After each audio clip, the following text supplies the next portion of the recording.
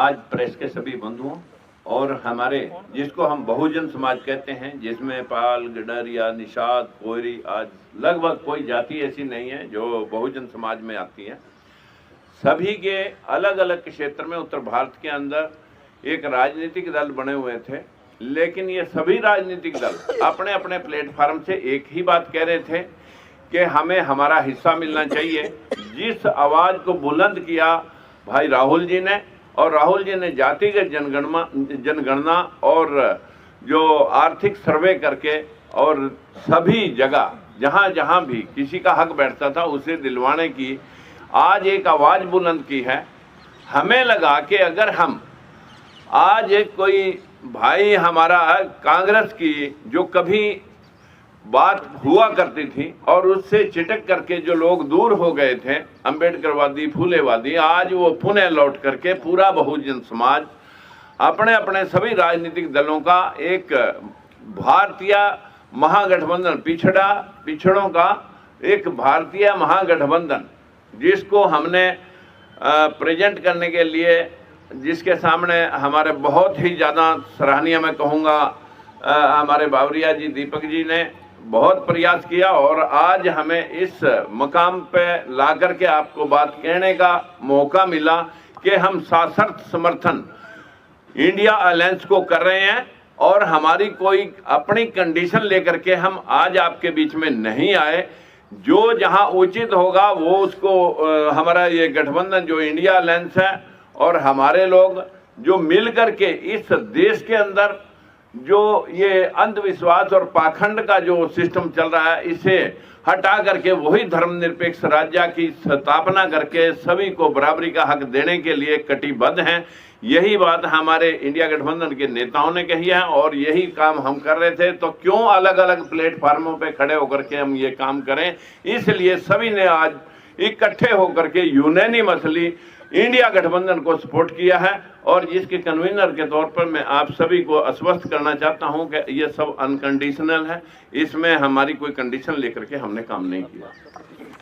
बहुत बहुत धन्यवाद सैनी जी। आज ये हमारे बीच में जो संगठन है उसमें मुख्य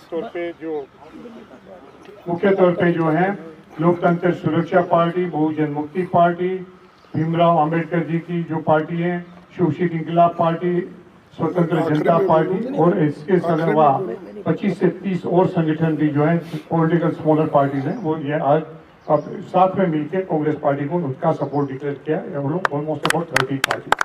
आदरणीय राहुल जी से कहूँगा आप बोलिए, मैं बाद में बोलूँगा, आप बोलिए, मैं बोलता हूँ आपसे क्लू लेके राहुल जी सर, एक सेकंड बात रखना। अरे that is not good public press conference में। देश में भागीदारी का शायद सबसे बड़ा मुद्दा है।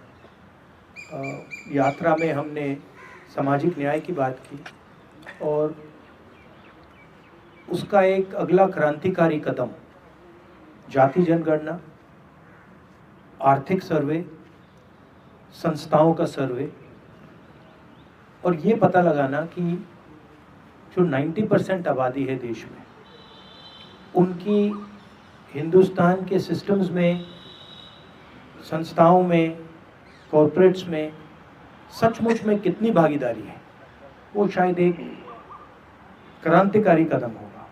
और हमने निर्णय लिया है कि ये क्रांतिकारी काम हम करने जा रहे हैं। मैनिफेस्टो में हमने कहा है। मैं सबका स्वागत करता हूं और दिल से धन्यवाद करता हूं कि आपने हमें समर्थन दिया और ये देश की प्रगति की लड़ाई है और मैं बहुत खुश हूं कि हम एक साथ ये लड़ाई लड़ने जा रहे हैं।